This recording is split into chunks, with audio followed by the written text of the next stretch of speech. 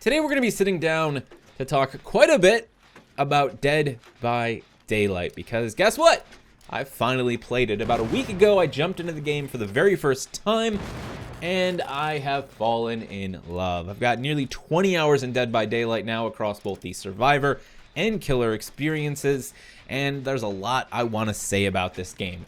We're going to touch a little bit on some of the things I don't like about it, I guess be a little bit critical on some of the design decisions that I feel could be tweaked or revamped or remastered in the future, if you will, but we're going to save that till the end of the video. I want to spend the majority of this discussion talking about what I like about the game, the reasons it's grabbed me the way it's grabbed me, where I think it succeeds, and why I think it succeeds in the way it succeeds. That didn't go the way I planned on it going.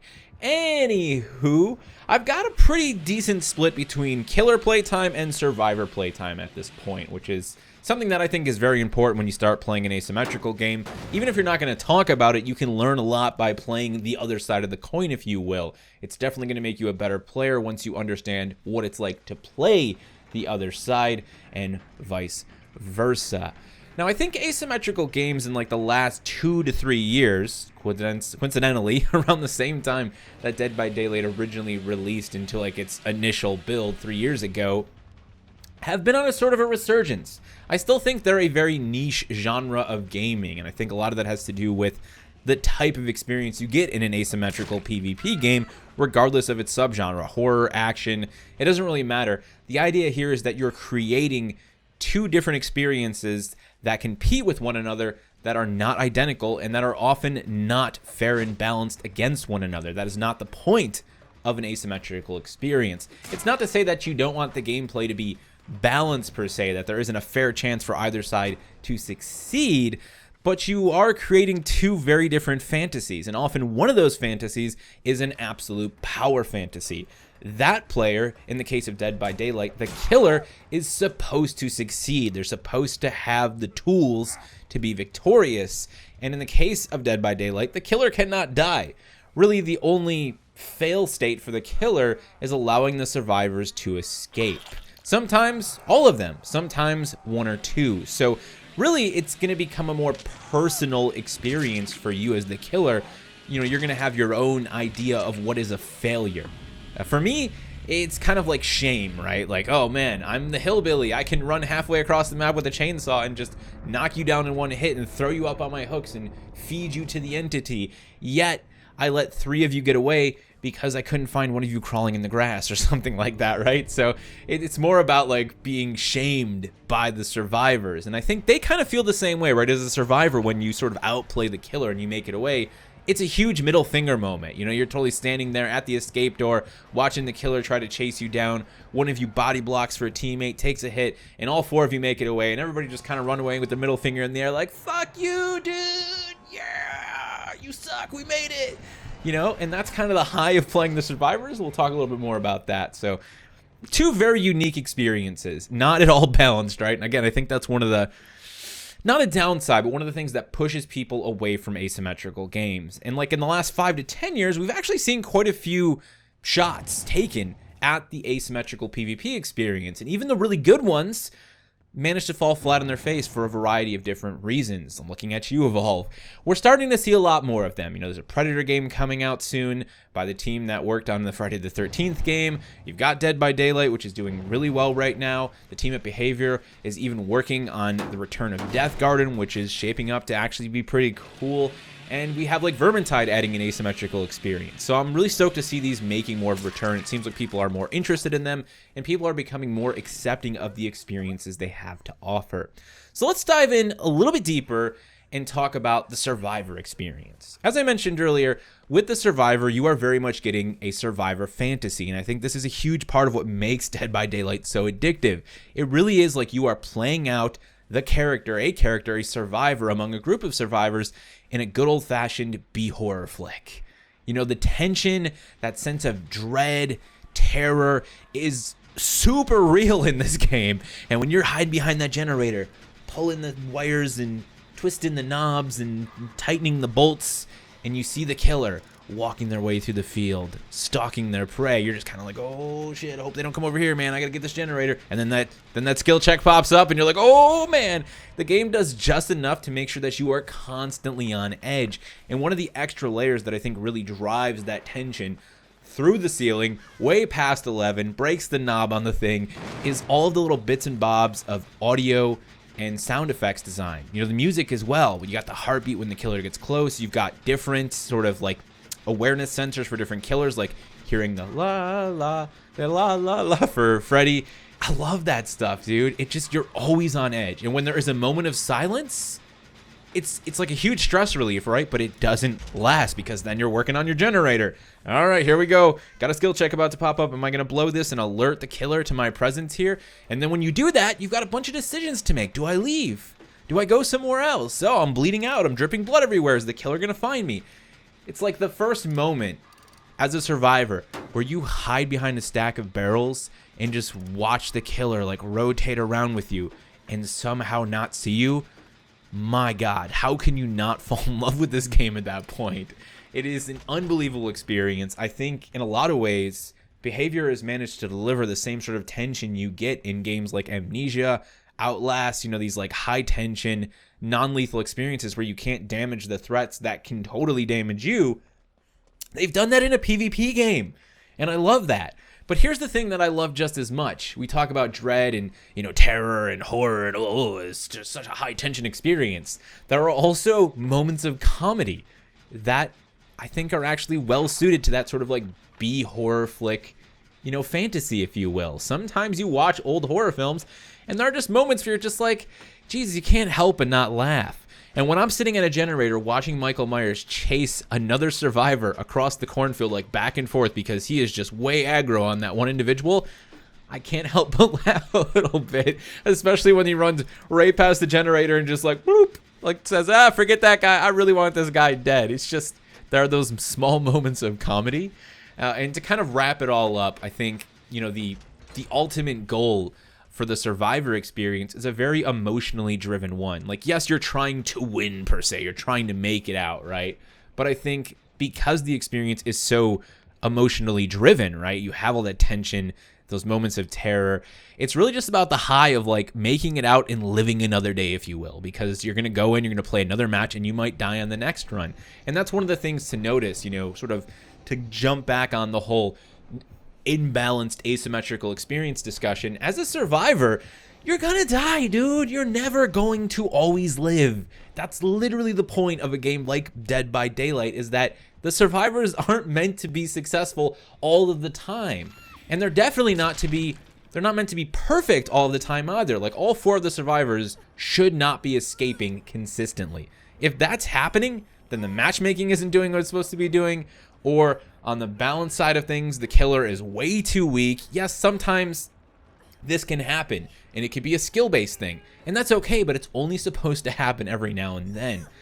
The real goal for the survivors is just for like anyone to make it out alive. If one person makes it out, the survivors have kind of been successful, just like in a horror flick. And that's what I love about this game. And I think, again, that's an initial barrier for entry for a lot of people. When you first start playing Dead by Daylight, you know, you're gonna die maybe even in the first few seconds of the game. Sometimes it just happens like that. You know, you can't loop the killer correctly, and they just catch you, and that's it. You're learning the game, you die, right? If you can accept that sort of thing, you're gonna open yourself up to a much larger experience that is loaded with amazing high-tension moments that you just won't get in any other asymmetrical game. Dead by Daylight is seriously kicking ass on that front. So let's talk a little bit more about that killer. Again, going back to the idea of an absolute power fantasy.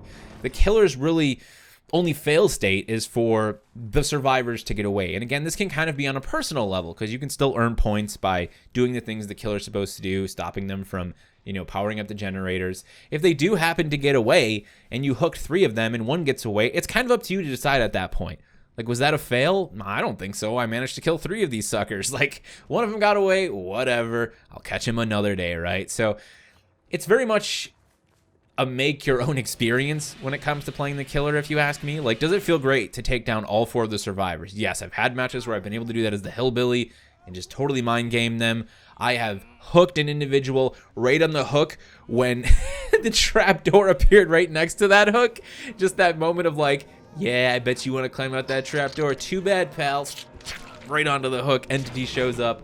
Game over for them, right? Like, there's going to be ups and downs. But through it all, you are unstoppable. You are unkillable. You know, you cannot die. You are there to take down, to harass the survivors. And I like that there's so many different ways you can play the killer. Not only do you have like the killer diversity, you know, so you can go through the whole roster of killers. Just in the base game, there's a pretty nice chunk. Plus you got the DLC characters. You've got like, you know, the characters they've been able to bring into the fray, like Freddy, and you've got Ghostface coming really soon. I love that they're doing that. But then you've also just got like, how do you want to play?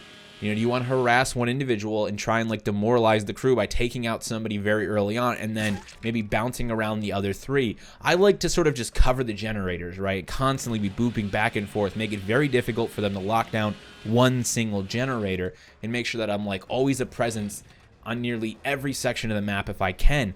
To me, that's just like, that's fulfilling that power fantasy of I can be anywhere. And what I think it does really well when we talk about like, let's, you know, again, sort of draw a connected point here between like the B horror flicks that Dead by Daylight is very much trying to replicate and the experience you get in game is that as the killer, it's all about the mind game. And when you think about films like Halloween and, you know, Freddy and Friday the 13th and all those films, like the mind game is a huge part of it. You know, like, you know, Michael just staring down Laurie Strode and like, you know, sort of stalking her during the daytime, like that mind game element, right? And that even plays into some of the abilities of some characters like Michael, who actually has a stalking mechanic, which I think is so freaking cool. So I love that. I love the mind game. You know, when you go up against the killer as the survivor who has a strong mind game, you just feel so demoralized. It becomes very difficult to focus on your tasks. Everybody's bleeding out and wounded. You're trying to heal. Oh, there goes my heartbeat again. The killer's showing up. Like, it's such a unique experience on that front. It makes me laugh because I just have way too much fun with it. It's not a game I expected to like fall so deeply in love with, but there's so many cool things happening there on this front.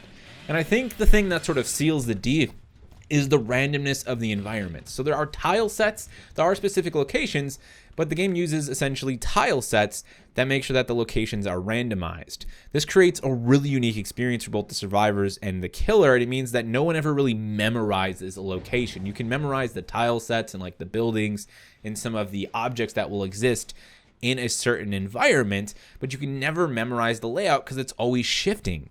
And that means just like in a horror flick, when the survivors end up in some creepy meat factory, they don't know that place. You don't know that place. You don't know what lies around each corner.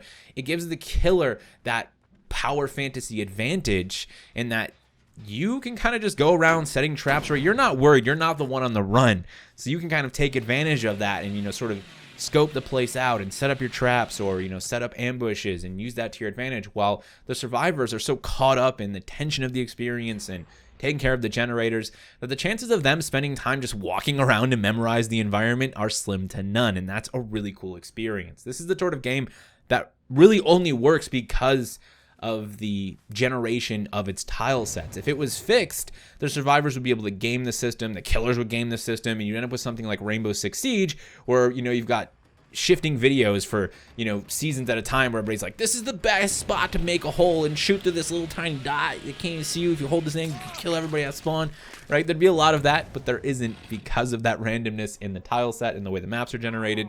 And I think it just seals the deal. You know, it adds that layer of tension, and it adds to the power fantasy for the killer. Now, if I had some criticisms of the game, I would have to just go right to the perk system. And the team is doing a lot. They're making a lot of improvements to the game. You know, they're making changes to the tile sets, for example, to you know, make sure that the killer's not at a huge disadvantage with looping, or the ability for the survivors to run around certain sections of the map using the pallets to just totally screw over the killer and be at an extreme advantage for getaways. They're working on things like that. You know, the perks are constantly being added for new killers, and even when they bring new survivors in the fray, they add perks for that. But when you look at the tier system the community's developed, it's very clear that, like, this isn't like a shifting thing, whereas people figure out how to use the perks, they might get brought back into the fray. We're not talking about like fighters in Mortal Kombat here. There are a lot of perks that are just like convoluted and useless. And a friend of mine, my buddy Jack, who actually got me into the game, That's something that he's been thinking about as he's been playing the game for the last 2 years. And he mentioned what I thought was a really good idea. I've only got 20 hours in the game, so don't take this as oh, you guys should just change your game immediately. But I do like the idea of having perk trees, essentially, where there are different trees for different styles of perks. And as a survivor, you would choose a perk from each tree. So you could never have all of the best perks. The perks would be categorized similar to the way that Modern Warfare 2 used to do, where perks were branched off. You could only have this is movement-based perks. These are reload-based perks, damage-based perks, something like that. Because right now it's just here are the perks that you should have, and here's the ones that you really, that aren't really that useful. Some of them just have huge descriptions.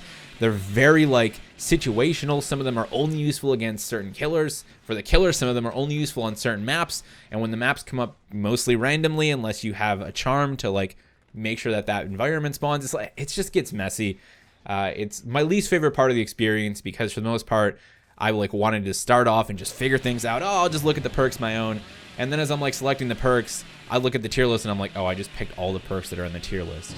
All these other ones actually do seem relatively useless. And maybe that's just as a new player. I don't know. I'd love to hear from some of you guys who've been playing the game for a very long time, how you feel about the perks. But it's my one big criticism. And again, I'm not here to tell you that the community, you guys should just lash out. This thing sucks. As a new player, it's just one of the things that really stood out to me above everything else. Yeah, there's little bits of bugs, and sometimes the game's a bit jank, but none of those things were really that frustrating. And it's all things that the team can improve over time with a little bit more polish, as it seems like they've just got more finances, more support from the consumer, from the player base, where they can now support the game even more than they have been able to in the past. So, Dead by Daylight, ladies and gentlemen, an incredible asymmetrical game. Even with some of its very hefty flaws, I cannot stop playing it. It's wicked enjoyable. I would love to see the team do some sort of a bundle that put all of the currently available content in one pack so I could just buy all of the characters. Going through and having to buy all of the survivors and the killers separately right now through their little seasonal themed releases is just daunting. I'd love to just have one big fat hey, $60, just get everything. And I know there are rumors of them doing, maybe it's even confirmed at this point, doing some season pass style stuff. So yeah, cool to see Behavior running with this, and it's really grown. It's doing well. I cannot recommend the game enough. In fact, I think it's on sale right now. So if you're looking to play on Steam, it's about $20. And I think on Xbox, it's actually part of Games Pass. So if you have the Games Pass or you just recently picked it up because of the announcements at E3, you can just jump in and play Dead by Daylight on Xbox right now. That's the last thing I'd like to add. If Behavior can make crossplay available for this game, that would be great. I will send them a virtual hug. Crossplay would be fantastic. That's it for me, guys. I'd love to hear your thoughts on Dead by Daylight. If you're someone who's been playing the game for the last few years, just recently, let me know. If you decide to jump in and check it out over the coming days or weeks, feel free to come on back here, hit me up, let me know what you thought of your experience. If it's something you end up enjoying, poke me over on Twitter, tell me you checked the game out, you hated it, you fell in love with it, whatever. Thank you so much for watching, and I will see you all in the next one.